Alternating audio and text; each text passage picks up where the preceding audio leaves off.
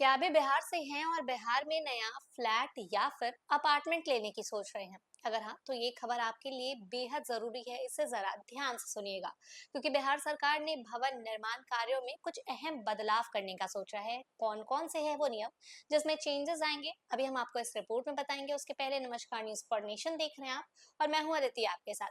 देखिए, अगर बात करें तो बिहार में अगर आप नया घर बनाने की तैयारी कर रहे हैं या फिर किसी अपार्टमेंट में फ्लैट खरीदने की सोच रहे हैं, तो ये खबर आपके लिए बेहद जरूरी है। राज्य सरकार भवन निर्माण से जुड़े नियमों में बड़ा बदलाव करने जा रही है और अब मकान के कमरों, रसोई घर और बाथरूम, उसी के साथ साथ कई ऐसे भी अन्य जगह है जिसके आकार तथा ऊंचाई के लिए न्यूनतम मानक तय किए गए हैं।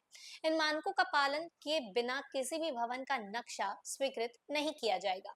नगर विकास एवं आवास विभाग ने नई भवन निर्माण उपविधि मतलब बिल्डिंग बायलॉज का ड्राफ्ट जो है वो तैयार किया है। कैबिनेट से मंजूरी मिलने के बाद ये नियम पूरे बिहार में लागू होंगे।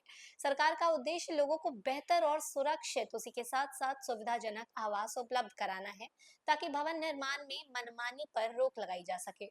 देखिए, नई उपविधि के अनुसार किसी भी रहने योग्य कमरे का क्षेत्रफल कम से कम 97 वर्ग फीट होना चाहिए। कमरे की चौड़ाई जो है वो 8 फीट से कम नहीं होगी और उसकी ऊंचाई कम से कम 9 फीट रखनी होगी। ऐसे छोटे आकार या फिर कम ऊंचाई वाले कमरों को मंजूरी नहीं मिलेगी। विशेषज्ञों का मानना है कि पर्याप्त ऊंचाई और क्षेत्रफल होने से कमरों में हवा और प्राकृतिक रोशनी का बेहतर प्रभाव होगा, जिससे रहने वालों को अधिक आरामदायक वातावरण मिलेगा।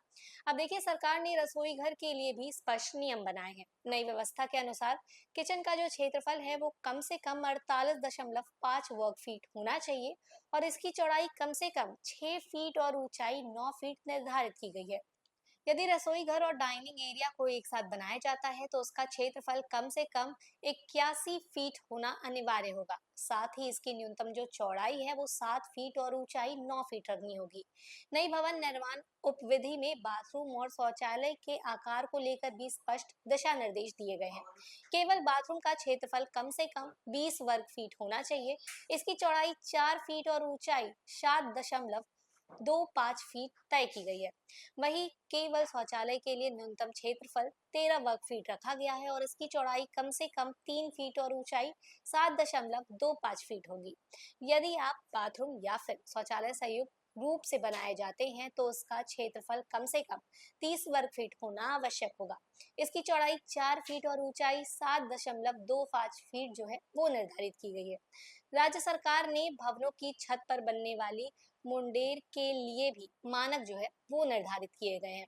देखिए, नए नियमों के अनुसार मुंडेर की ऊंचाई जो है वो लगभग 3.95 फीट से लेकर 4.92 फीट के बीच रखनी होगी।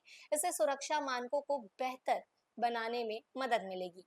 देखिए, सरकार का कहना है कि कई बार कुछ बिल्डर अधिक मंजिलें बनाने या फिर लागत कम करने के लिए कमरों की ऊंचाई घटा देते हैं। कई इमारतों में केवल 8 फीट ऊंचाई जो है वो इमारतें बनाई जाती हैं, जिससे पर्याप्त हवा और रोशनी नहीं मिल पाती। ऐसे लोगों को स्वास्थ्य और सुविधा दोनों स्तर पर परेशानी का सामना करना पड़ता है। नई विधि लागू होने के बाद ऐसे निर्माणों पर रोक लगेगी और भवन निर्माण की गुणवत्ता में सुधार आएगा। साथ ही लोगों को अधिक सुरक्षित, हवादार और सुविधाजनक घर भी मिल सकेंगे। तो देखिए, अगर बात करें तो नई भवन निर्माण उपविधि लागू होने के बाद बिहार में बनाने वाले मकानों और अपार्टमेंट्स को इन मानकों का पालन करना होगा। सरकार का मानना है कि इससे भवनों की गुणवत्ता बेहतर होगी और लोगों को अधिक सुरक्षित, आरामदायक और उसी के साथ साथ बेहतर आवास उपलब्ध हो सकेंगे। तो देखिए, फिलहाल इस खबर में बस इतना ही। ऐसे ही लगातार जानकारियों के लिए बने रहे न्यूज फॉर नेशन के साथ। तब तक के लिए नमस्कार।